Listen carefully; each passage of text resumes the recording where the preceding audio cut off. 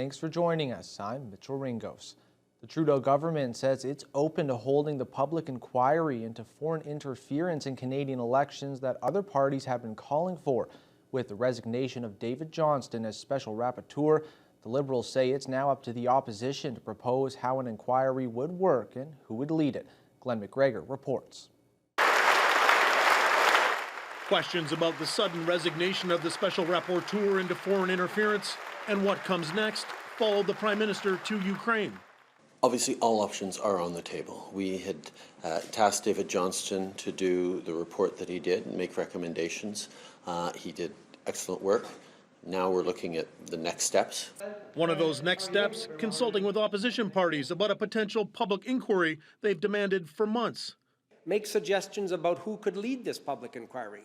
What would the terms of reference be? What do they see as the timelines? How do they deal with the obvious challenge of respecting Canadian law that protects some of the most sensitive intelligence information?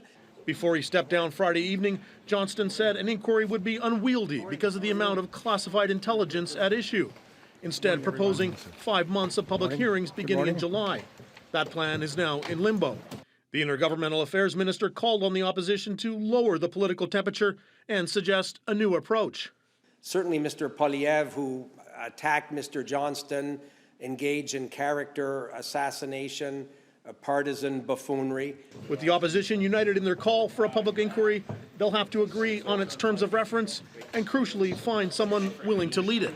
I know plenty of crazy people, but not certain I know someone quite crazy enough to step into this spot. But the NDP believe they can get agreement with other parties.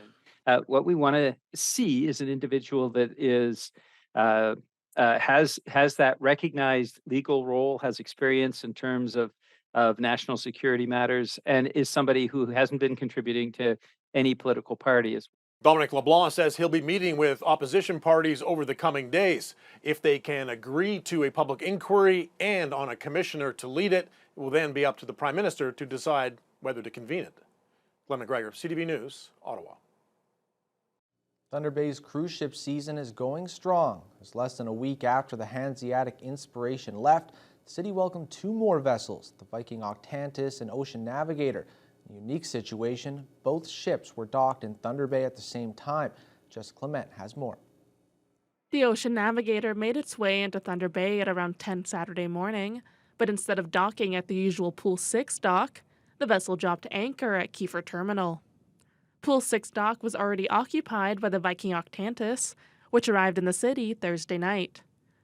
Despite it being the first time the city has seen 2 cruise ships docked at the same time, Chris Heikkinen, Port Director of Business Development and Terminal Operations, says this isn't the first time Kiefer Terminal has welcomed cruise ships. Well, it certainly is an unusual sight to see a cruise ship here at Kiefer Terminal.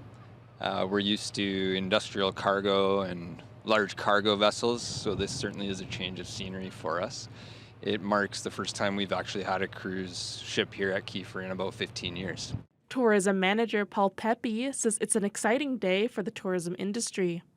And with 2 ships full of tourists making port, the city's tourism logistics personnel had a very busy day, especially those coordinating the city's motor coaches, which were stretched to the limit of their capacity. But the thing that Thunder Bay is known for with the cruise industry right now is that it's nimble. No is not in the vocabulary of our cruise and tourism partners, and so everybody makes it happen. Everybody just steps up here and just gets it done and makes it happen. And that helps us build capacity and helps us improve our processes as an industry locally. But we're very fortunate to have great port partners and great shoreside logistics partners like Embark, who everybody just steps in and gets it done. Pepe adds that we may see the situation again over the years. We have 5 different cruise lines we're working with, so their itineraries become very, very complex when they are developing multi-day itineraries on, that involve all the Great Lakes and all the Great Lakes ports. So this is a scenario that certainly will present itself again in the future. We do work with all the cruise lines to try to minimize that, of course, but it does happen. And as I said, we're very fortunate here in Thunder Bay where we do have a second dock here at Kiefer that can take them. Heikkinen would like to remind residents that Kiefer Terminal is a secure marine cargo facility, and viewing the Ocean Navigator in person will not be possible at this time. But the vessel will return a few more times throughout the summer. Both ships will be leaving the city Saturday night, with the Ocean Navigator at 8 p.m. and the Viking Octantis at 11 p.m. Jessica Clement, TBT News. The OPP and Greenstone will be moving into a new building in the next 2 years as the existing detachment is too close to the open pit gold mine that is nearing completion there. The relocation could cost as much as $20 million. The Greenstone OPP detachment currently sits along the section of Highway 11 that is being rerouted to make way for the Greenstone gold mine. Next year, the mine will take over ownership of the existing station, which opened in 2008. The mine is in talks with the province to iron out a plan for the new building. Greenstone Gold General Manager Eric Lamontagne says the detachment must be moved to its new location by 2025. With the progression to the pit to the west side, where is the police station, will start to be at 300-400 meters where each blast will need to evacuate, including all people inside, and start to be very complicated to manage this situation. And Greenstone Gold Mine will initially foot the bill for the construction of the new detachment, which Lamontagne says could range between $10 and $20 million, depending on the scope of final design. The company will be charging rent to the OPP to recoup its costs, although it's not confirmed yet. There is a preferred location for the new station near the first bridge along the road into Geraldton. The Kenora District Services Board has seen a concerning trend in the funding requests they're receiving from local community groups this year, with more and more organizations shifting their focus towards making sure kids can eat. A number of years ago, a number of the proposals that would come forward to KDSB were focused on making sport, arts, and dance, as an example, affordable or attainable for children in poverty. We have seen a shift in the last couple of years where it's now more focused on food security. The KDSB is dispersing more than $180,000 from their Child Poverty Reduction Fund this year. The money will go towards 13 programs across the district. More than half of those are focused on food and nutrition. CAO Henry Wall says the shift is a cause for concern. Having gas for a vehicle and so forth, what gives? Families don't enroll their children in sport. Families don't enroll their children in arts programs. Families don't enroll their children in whether it's dance or gymnastics and so forth, but also they decide what to eat and what not and when to eat. And so I think that's families are having to make some really difficult decisions. Wall says they have long known that families on social assistance aren't able to make ends meet and the cost of living is only rising. Although he is happy they are able to support some important programs, Wall says there needs to be more funding available. The C2U Expo at Lakehead University saw many presentations and speakers this past week. One highlight of Day 3 featured a keynote speech by University of Toronto Associate Professor Eve Tuck, who discussed recent efforts to grow the practice of collaborative Indigenous research. Jonathan Wilson has the details. Over 100 C2U delegates from around the world came out to listen to the presentation by Eve Tuck, who shared a newly completed project, the Collaborative Indigenous Research Digital Garden. It functions like a virtual community archive and features examples of research done with Indigenous communities with the hope of promoting and expanding the field of collaborative Indigenous research.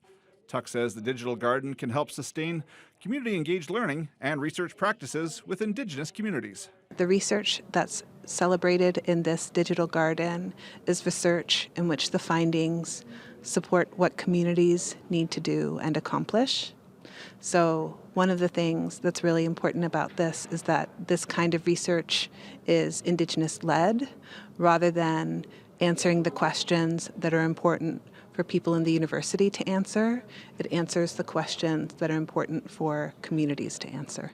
Tuck presented the 5-year project with a number of her graduate students, and they say the Digital Garden will also be beneficial for Indigenous scholars. Sometimes there are Indigenous scholars who are the only Indigenous scholar within their department, and so having access to see that there are other people out there doing similar work with the similar ethics, with the similar commitments to our communities, hopefully it can encourage people doing that work to find each other and to just see what types of work are possible. Having something like this really give us examples of other work that other people are doing, so we can like connect with them, we can like read about them, we can learn from their practices, and we can just start building a different kind of research that is opposing other research practices that are often, extractive. Tuck says the most exciting thing about the website is that it gives anyone the opportunity to submit their own research to be a part of the project.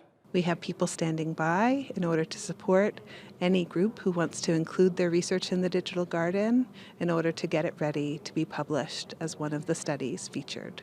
More information about the digital garden can be found online at collaborativeindigenousresearch.com. Jonathan Wilson, TBT News.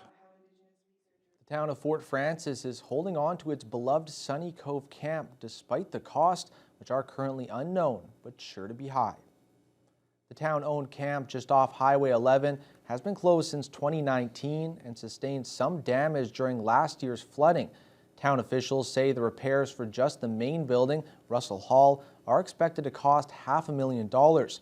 Although the total price tag to rehabilitate all Sunny Cove is still unknown, Council voted recently against selling the property. Instead, they approved 16 hours a week of maintenance work and instructed administration to get started on planning and seeking funding for the project. So many people of my generation, seniors, have very, very fond memories, and generations since then have gone up there as kids or sent their kids up there. So there's a very emotional attachment to Sunny Cove Camp and everything that it entails. And even though now times have changed and more people have cabins on the lake, it's one of those things, one of those institutions that remind you of your childhood, and people just don't want to let it go. There's, I think, an opportunity to do some sort of business planning up there and see, what sort of activities we could be doing there to maximize our revenues. The project will be costed out as design work progresses and council develops a vision for the site. Interim CAO Travis Robb hopes that in being decisive and acting quickly, they could have shovels in the ground as soon as the snow melts next spring. We're now joined by sports anchor Mike Lang. We jump to the Thunder Bay Chill, who not only had to beat their opponents last night, but also fight against Mother Nature. Yeah, it was a wild one weather-wise yesterday, Mitch. I mean, they didn't have to fight against snow, at least that, but plenty of wind, plenty of rain. But it was a good result. We'll have that story and more coming right up.